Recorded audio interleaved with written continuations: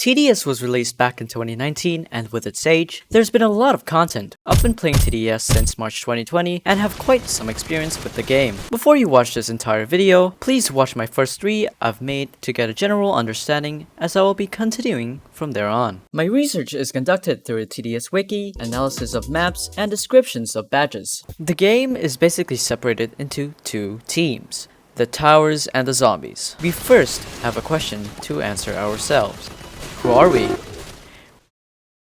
We are the recruiters, a person to enroll people. From the Frost invasion, when dialogue, the commander says, hopefully this new recruit, aka Sledger, be a sufficient reward. No other part of the game has mentioned towers in any form like the Frost invasion dialogue. However, there's another. Commander might be referring to his army. We may be part of the towers. He's speaking to us like we're part of his army. Plus, he appears in the game himself, as a narrator, giving us tips to survive, albeit it is quite bad. Turns out, Commander himself is the leader of the towers. He's the only one that provides a fire rate buff. In real life, people would usually try to do something better when being yelled at, such as in an army. During his Call of Arms ability, he screams. You wouldn't listen to some random guy screaming about you to do better, right? And with that, the players are supposedly part of the army, or the recruiter for it. The towers had to protect Trick or Treat Town from Lord Sinister. First, we have to analyze the map. Crashed cars seen at the side of the bridge could be citizens panicking at the sight of revived zombies emerging from the cemetery across it. They crashed and ran back to their village. Upon the gates opening, the entire town goes dark to hide from the enemies. It's time to answer the burning question. Who's the narrator? A black figure whose name is literally a noun. Narrator is the guy who magically revives zombies. An evil entity bringing an onslaught to the nearby town. Seeing as his summons are unable to defeat the new army at hand, he brings the ghost train to release spirits,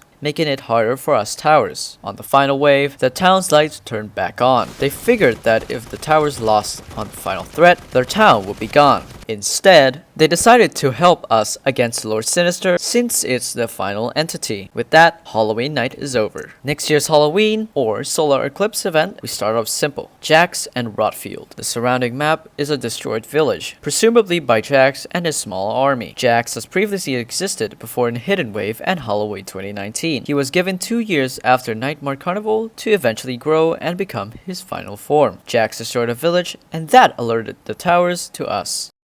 We move on to Umbra. Her reasons to attack us was to gain control over the world. Seeing how we believed that solar eclipses had effects on us due to religious things made her believe we were weak and gullible. Since she's a part of the moon's shadow casted onto the earth, she could see what we believed all along. Having studied us for some time, she's smarter than the other enemies. Umbra was capable of destroying the base without touching it by firing her bow. Despite being powerful, she was still defeated by us, forced to invade the other universes. 6 months later, we got Polluted Wasteland back. Now, this is a bit of an interesting topic as there hasn't been a lot of clues on how the facility ended up to be. A near-clear disaster occurred when the clarifier, these things, started emitting smoke. The green smoke could have been an indicator of a malfunction to it. Normal operations of clarifiers do not emit smoke. The malfunction leaked radiation to the zombies that were invading the area, making them stronger. Since the vehicles at the parking bay do not have any wear on them, we're assuming that this happened quite recently. The buildings around the facility have basically no wear apart from the broken wooden parts at the first loop. Unfortunately, there doesn't seem to be any sort of power lines that can be connected to the energy pack behind Nuclear Monster and Warden. His horns and face behind the robotic skull have mutated into a neon green look. Since he's a mechanical robot, as well as in Nuclear Guardians, he was most likely assembled by the elves,